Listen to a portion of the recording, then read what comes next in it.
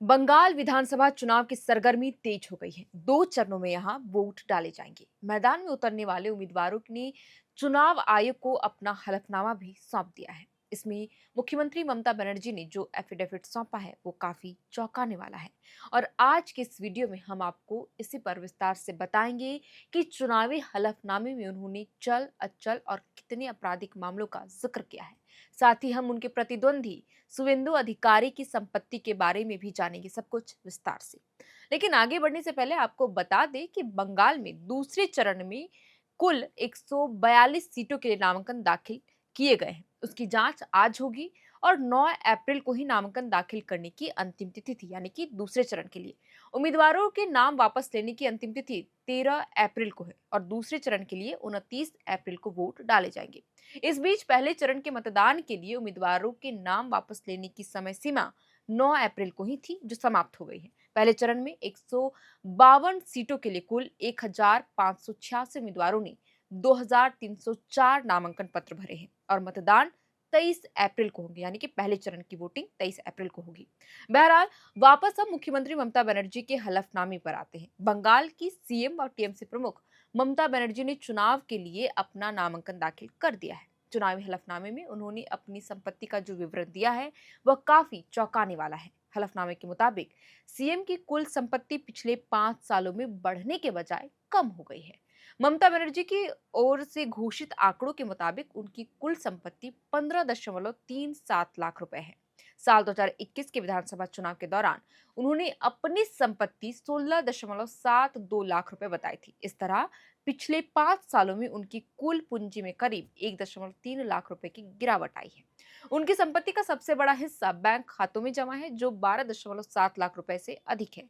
15 साल से पश्चिम बंगाल की सरकार चला रही ममता बनर्जी देश की दिग्गज नेताओं में गिनी जाती है और इस बार वह पश्चिम बंगाल की भवानीपुर विधानसभा सीट से चुनाव लड़ रही है। ममता बनर्जी के चुनाव हलफनामे के अनुसार उनकी सालाना कमाई लगभग 20 से 25 लाख रुपए के आसपास है।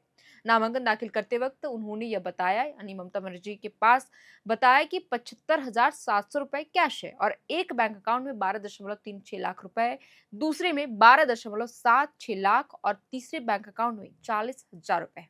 उन्होंने कहीं भी कोई निवेश नहीं करने की बात भी कही है और उनके पास 1.45 लाख रुपए के गहने हैं और इस तरह कुल मिलाकर उनकी चल संपत्ति 15.37 लाख रुपए बनती है, जैसे कि मैंने शुरुआत में ही बताया। ममता बनर्जी अविवाहित है और उनके पार्टनर या बच्चों वाला कॉलम खाली है। हलफनामे के मुताबिक ममता बनर्जी के पास कोई अचल संपत्ति नहीं है और ना ही उन्होंने कोई कर्ज ले रखा है। बता दें कि 2021 वाले चुनाव के समय ममता बनर्जी ने अपनी सालाना आय लगभग 10 लाख रुपए दिखाई थी।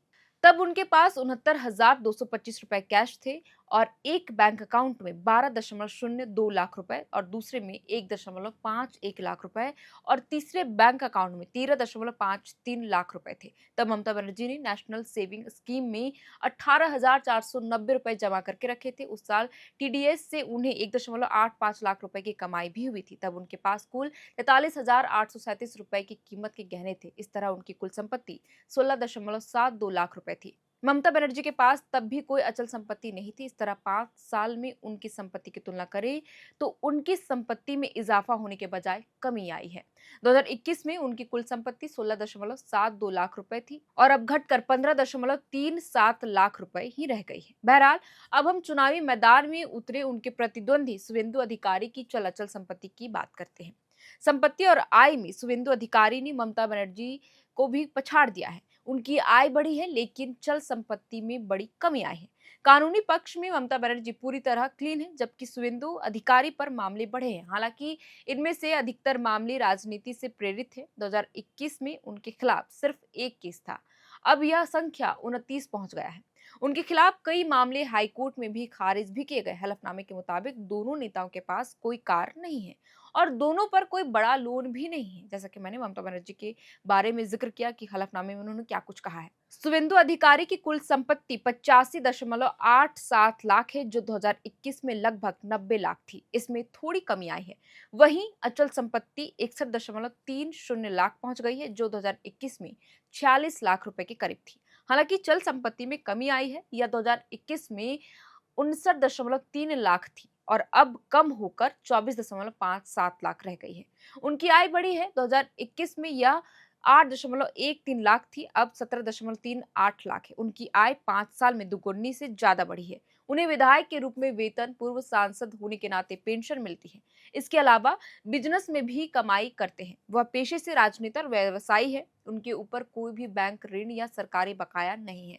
कोई वाहन यानी कि कार नहीं है, और जेवर की बात करें तो जेवर भी नहीं है। उनके ऊपर कुल 29 आपराधिक मामले दर्ज, लेकिन अधिकतर राजनीति से प्रेरित है। किसी भी मामले में उन्हें दोषी नहीं पाया गया है। बता दें कि शुभेंदु अधिकारी ममता के गढ़ भवानीपुर सीट से इस बार कड़ी टक्कर दे रहे।